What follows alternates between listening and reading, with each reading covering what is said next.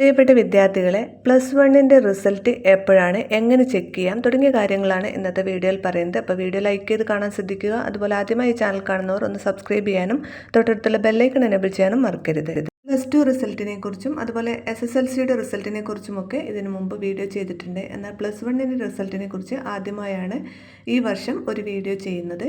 SSLCയുടെ result പ്രസിദ്ധീകരിച്ചു, അതുപോലെ +2 റിസൾട്ടും പ്രസിദ്ധീകരിച്ചു. ഇനി പ്രസിദ്ധീകരിക്കാനുള്ളത് +1 റിസൾട്ടാണ്. ഈ റിസൾട്ടിനെ കുറിച്ചുള്ള ഒരു കൃത്യമായ വിവരം കിട്ടിയതിന് ശേഷമാണ് ഈ വീഡിയോ ചെയ്യുന്നത്. CHSEയിൽ അന്വേഷിച്ചപ്പോൾ 1-ാം വർഷ പരീക്ഷാ ഫലം റെഡി ആയിട്ടുണ്ട്. ഈ ആഴ്ചയിലോ അടുത്ത ആഴ്ചയിലോ പ്രസിദ്ധീകരിക്കും. കൃത്യമായ ഡേറ്റ് പറഞ്ഞിട്ടില്ല.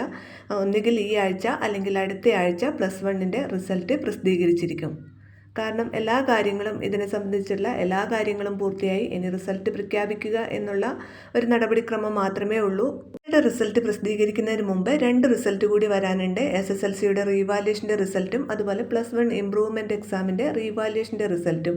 ഈ 2 റിസൾട്ടും പ്രസിദ്ധീകരിച്ച ഉടൻ തന്നെ നിങ്ങളുടെ റിസൾട്ടും, അതായത് +1 റിസൾട്ടും പ്രസിദ്ധീകരിക്കും. റിസൾട്ട് വന്നു കഴിഞ്ഞാൽ മാർക്ക് കുറഞ്ഞാൽ വിഷമിക്കാനില്ല. കാരണം റീവാലുവേഷന് കൊടുക്കാം. അതുപോലെ ഇംപ്രൂവ്മെൻറ്റ് എക്സാം ഉണ്ട്. അത് മാർച്ച് മാസത്തിലായിരിക്കും ഇംപ്രൂവ്മെൻറ്റിൻ്റെ എക്സാം നടക്കുക.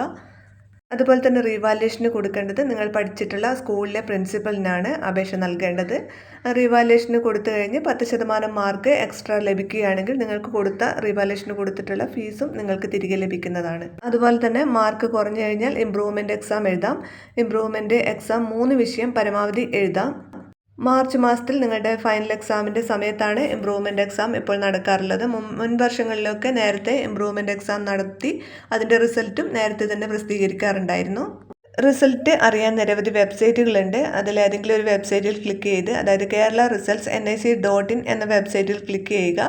DHSE ഫസ്റ്റ് ഇയർ റിസൾട്ട് എന്ന ലിങ്കിൽ ക്ലിക്ക് ചെയ്യുക.